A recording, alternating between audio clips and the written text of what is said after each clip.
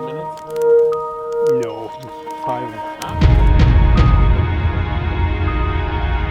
But I do want to have the experience to understand how do they survive in treacherous conditions and how do you prepare for something like that?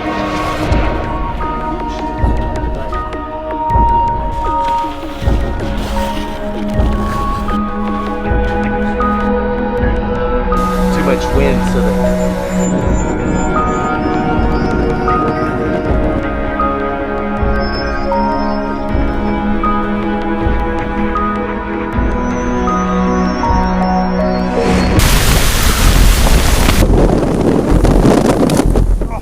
We're ready for 2 nights outdoors, 3 days of skiing and camping outdoors. 7/8 below zero, a little bit of wind. The wind is going to pick up now, especially tomorrow and Saturday.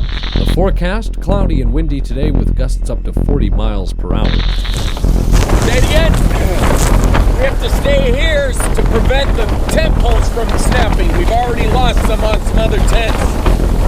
25 meters per second, somewhere around there, not so bad.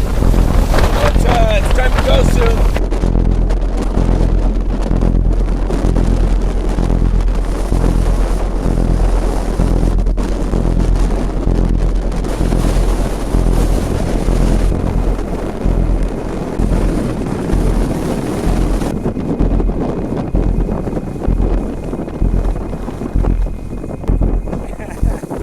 This is real winter. I think stopping now was exactly the right time.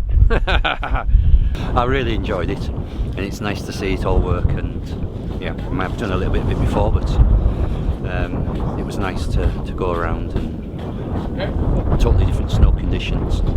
When you're with folks who are experts in, Arctic conditions and serious conditions, your confidence level grows. So Wild Norway in particular, with Petter and Geir, the confidence level was very high. Their focus was entirely on our safety. When they were both down,